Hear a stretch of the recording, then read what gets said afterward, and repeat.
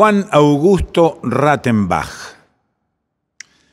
Antes de seguir con el dossier que tengo que lo describe, me gustaría, bueno, no sé si agotar el tema que sugiere rápidamente Rattenbach, porque lo teníamos para el final. El 2 de diciembre de 1982, la dictadura militar de Reinaldo Vignone decidió la creación de una comisión de análisis y evaluación de las responsabilidades políticas y estratégico-militares en la Guerra de Malvinas. Esa comisión fue presidida por el abuelo, el teniente general Benjamín Rattenbach, y el informe final fue ocultado por la dictadura. Es un informe que debería llamarse el tiro por la culata, concretamente. Juan Augusto es abogado, ejerce la docencia, también es magíster en economía aplicada. Nació en Buenos Aires. ¿En qué barrio? Recoleta. Recoleta. En la actualidad es secretario ejecutivo del Museo Malvinas e Islas del Atlántico Sur. A ver, ¿cómo surgió la idea y cuándo surgió la idea de armar un museo con Malvinas y que eso sirva como una especie de estribo educativo, me imagino?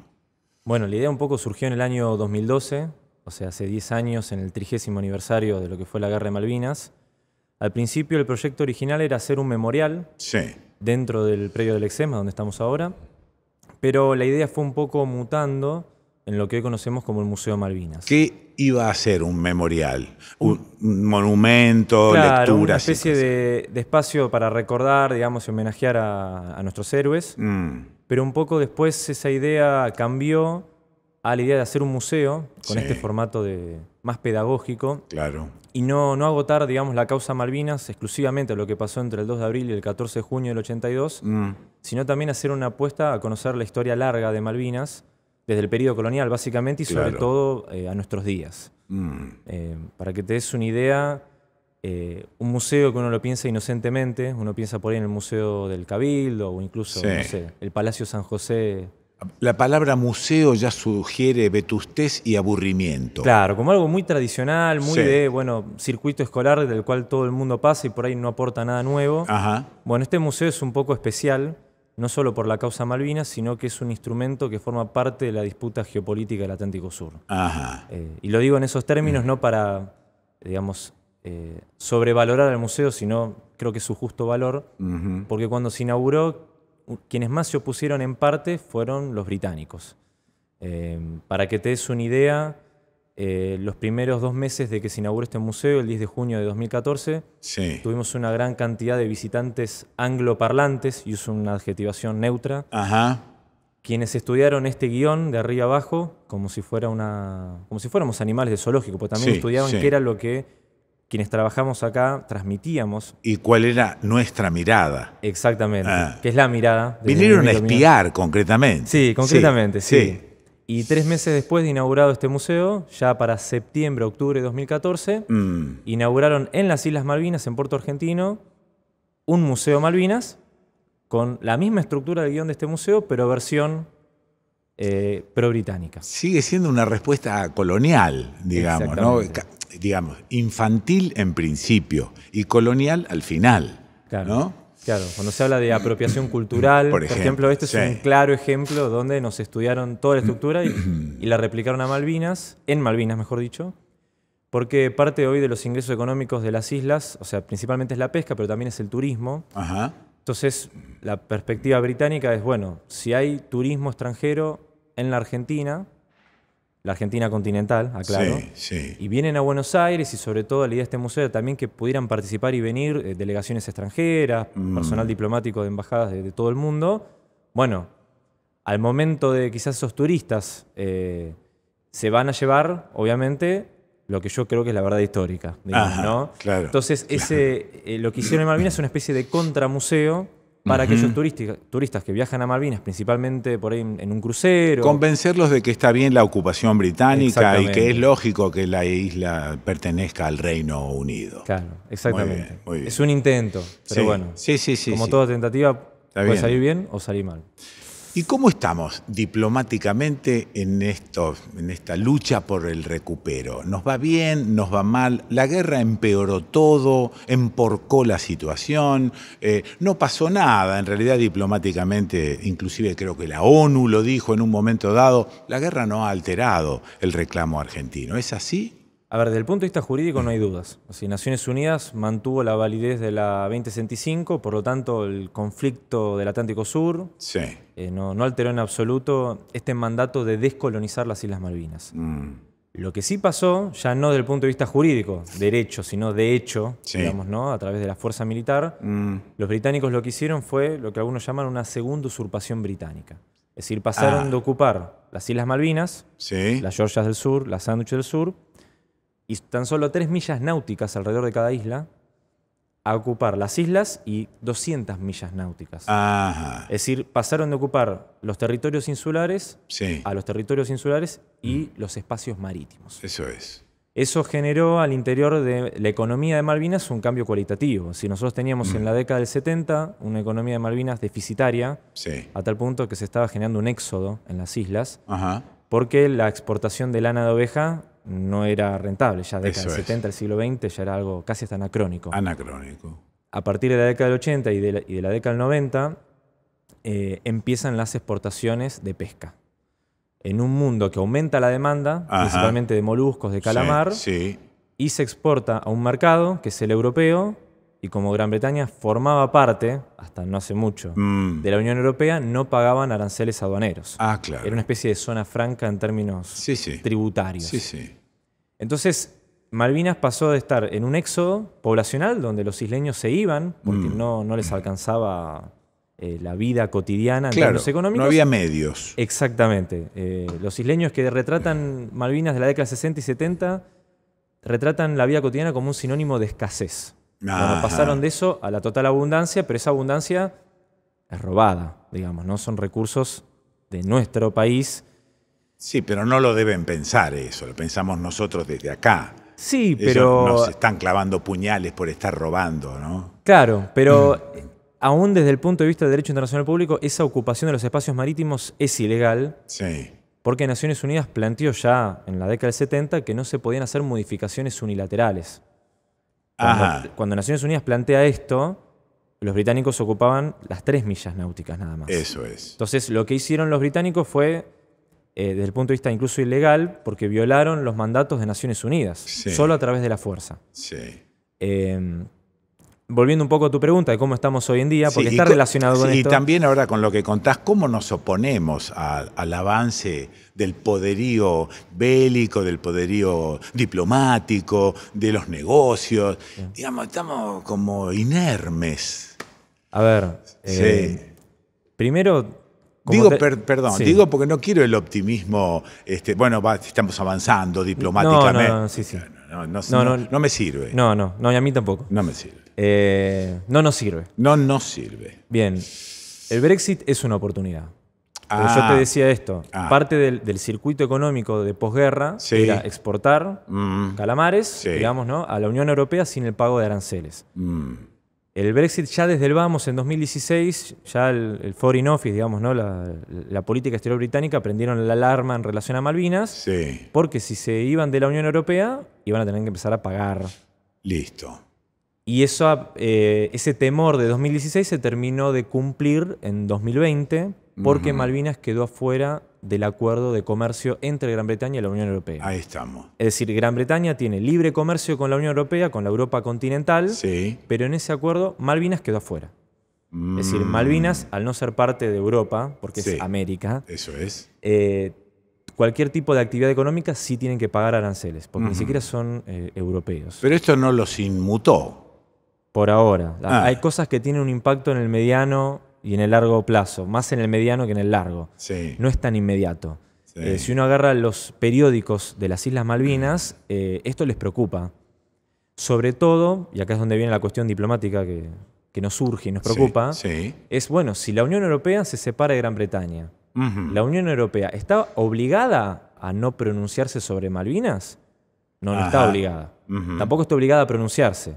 Claro. Quedará en el arte diplomático de nuestro país aprovechar esta escisión de bloques para que la Unión Europea empiece a acercar posiciones con nosotros. Y esto que no es una utopía... Me está contando cosas que no dependen directamente de nosotros, sino de una política de relaciones internacionales. Nada depende únicamente de nosotros y nosotros solos no vamos a recuperar Malvinas. Claro, eso por definición. Claro, y por lo que implica también la correlación de fuerzas. Sí, por supuesto.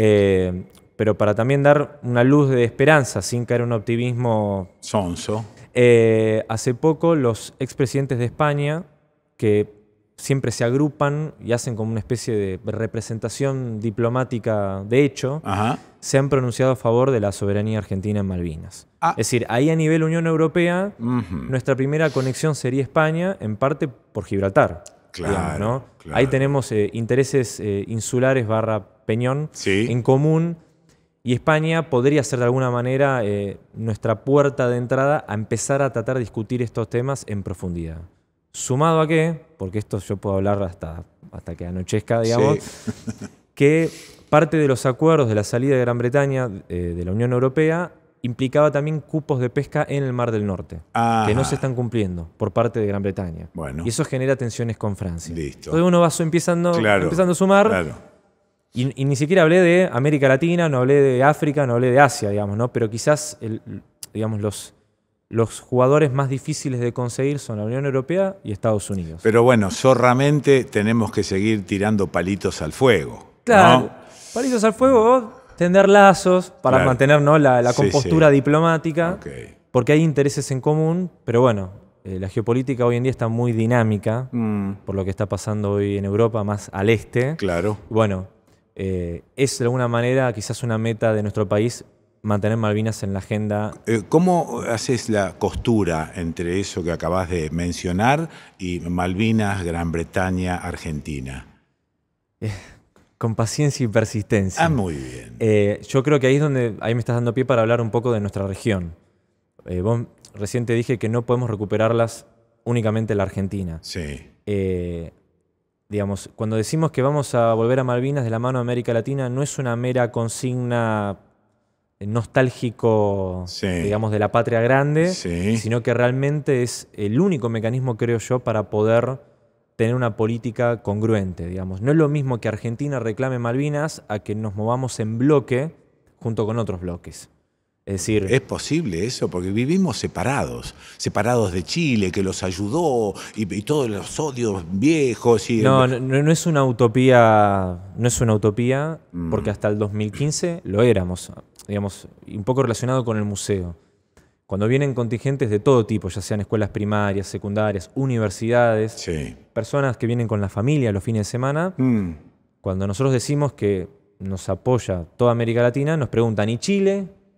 ¿Y Chile también? Sí, Chile también. Chile también.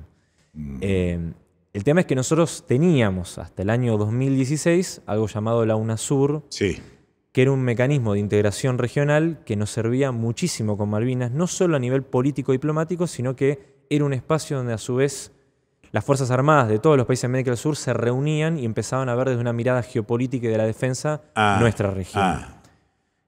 Bueno. ¿Por qué? Porque, digamos, la presencia militar británica en Malvinas, por el desarrollo tecnológico militar de los británicos en Malvinas, no es solo una amenaza para Ushuaia, Río Grande, Comodoro Rivadavia. Su capacidad militar también supone una amenaza para Montevideo, para Río de Janeiro. Es decir, ya esa seguridad no solo compromete a la Argentina continental, ya compromete a nivel defensa y a nivel seguridad a toda Sudamérica. Por lo tanto, realmente hay un interés regional de decir, bueno, vamos a tratar de unificar posiciones con esto. El tema es que después, lo que pasó después de 2016, es que estos vientos de unión vinieron vientos de desunión. Claro. Pero si se pudo en 2003, 2015... ¿Por qué no? Volver, exactamente. Y la justipreciación de Malvinas, ¿en qué momento se nos produce? Digo porque justipreciaron mejor los ingleses desde hace muchísimos años, que era un punto estratégico, que era la puerta de Magallanes y la unión de los dos océanos. Esto lo vieron. Yo tengo la sensación de que nosotros medio como que la olvidamos, ¿no? Y que dijimos en un momento, qué sé yo, que hagan lo que quieran ahí, pues eso no sirve para mucho. ¿Me puedo permitir refutarte? ¿Cómo no? ¿Vamos al siglo XIX? Cuando digo, no digo desde el punto oficial esto de el olvido, digo el cuerpo social en el que me incluyo. Claro. No, a ver, si no vamos para el siglo XIX, que es para el momento de la usurpación, sí, que es 1833, sí. Malvinas era un lugar geopolítico para nuestro país, no solo por la comunicación de los dos océanos, que eso quizás era más un interés británico, sino que Malvinas, para nuestros intereses de esa época, era el faro por el cual se podía integrar territorialmente la totalidad del país. Pero eso sucedía a nivel oficial, no a nivel de la gente. La gente despierta con la guerra, vuelve a pensar... Ahí te me fuiste al siglo XX. No, claro, la gente del siglo XIX, que yo quizás los considero nuestros ancestros, porque me considero argentino de forma atemporal. Sí. No nos olvidemos, bueno, por algo yo tengo acá un mate de rosas, digamos, ¿no? Eran federales. Y quizás el pueblo argentino del siglo XIX hasta la década del 50 estaba muy metido con los medios de comunicación de la época, que eran diarios, poca gente podía leer y escribir, pero quizás las pulperías eran los instrumentos junto a las parroquias de medios de comunicación. Y había un compromiso totalmente afianzado con la defensa de la soberanía, no solo con Malvinas, sino que eso también se expresa en lo que luego fue vuelta obligado en 1845 y la defensa del río Paraná. Si querés, para no dejarte de garpe con la pregunta y yendo al siglo XX... Está bien, pero yo no te creo igual. Sí, está bien. Por más que refutes, digamos. Yo no te creo porque estoy pensando en ese cuerpo social como si yo estuviese en el siglo XIX. Claro. ¿No? Y yo creo que, la verdad, no le dábamos bola a Malvinas. Esto es lo que yo creo. Refute. Bueno, digamos, cuando uno piensa en las guerras populares del siglo XIX, no solo las guerras civiles, sino también lo que fue la defensa de la soberanía con el bloqueo francés de 1838-1840, el anglo-francés de 1845, nosotros lo que tenemos, incluso por escritos unitarios, porque los que escribieron la historia fueron los unitarios, de que no es que había dicho por Sarmiento, no es que había una tiranía y había una especie de pueblo obsecuente, sino que había una adhesión consciente. Estamos hablando de personas que dejaron su vida cotidiana, que han dejado sus familias por defender nuestra soberanía, en Entre Ríos, en Buenos Aires, en la banda oriental y también en el sur, en la Patagonia. Es decir, cuando nosotros pensamos en Malvinas antes de la usurpación británica, ese pueblo argentino que vivía en Malvinas, estamos hablando de personas que vivían en el norte, digamos, de nuestro país. Cuando digo norte, no estoy hablando de Jujuy, Salta, estoy hablando de Buenos Aires, el litoral. Ese norte. Que han dejado su vida cotidiana, quizás por ahí pudiendo tomar mate a las vedas del río Uruguay o del río Paraná, a irse a Malvinas a hacer patria. Cuando nosotros pensamos en la vida cotidiana argentina en Malvinas previo a la usurpación, nosotros por las fuentes que tenemos, las únicas festividades eran el 25 de mayo y el 9 de julio. Es decir, ni siquiera festejaban Navidad y Año Nuevo. Y estoy hablando de ese cuerpo social que vos... aludo. Exactamente. Porque, bueno, había una diversidad religiosa también en Malvinas. Habían católicos, había personas que venían de familias protestantes, había europeos, había gauchos, había afros también que venían de Carmen de Patagones. Es decir, había un cuerpo social muy diverso desde el punto de vista étnico, religioso, también de clase social, que no es menor, y que sin embargo estaban todos unidos bajo una misma bandera. Pasate al 20, que me queda poco tiempo. Bien. ¿Qué pasó en el 20?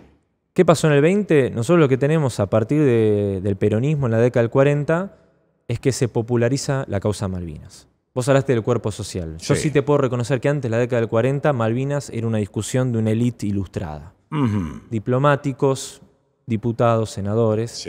Y a partir de la década del 40 hay una apuesta educativa muy fuerte que se termina popularizando la causa Malvinas y muy sutilmente la soberanía argentina en la Antártida también. ¿Y en el 21? Ahí está el Museo de Malvinas. ¿Qué más? Y bueno, y toda la política remalvinizadora educativa que se ha generado en 2013 y 2015. Tenemos los capítulos de Samba, tenemos proyectos de investigación que se han impulsado desde el Estado para que también las universidades a nivel programático empiecen también a incluir Malvinas en su currícula. Y por eso también menciono el protagonismo del museo y por eso también la preocupación británica de la existencia de esta institución. Porque nosotros en 2014-2015 recibíamos 5.500 personas por día. Ajá. Tratábamos de estar a la par de Tecnópolis y tener de alguna manera estos dispositivos tan masivos que despierten este espíritu malvinero, bueno, sí, hacen que la causa Malvinas esté viva, porque no basta únicamente con profesionales especializados en el tema, sí, sino un pueblo que acompaña esta causa, que no hay duda que las Malvinas son argentinas, pero lo que queremos de alguna manera es que se desarrolle esa consigna con mayor cantidad de argumentos posibles. Juan Augusto Rattenbach. Gracias. No, gracias a vos, Quique.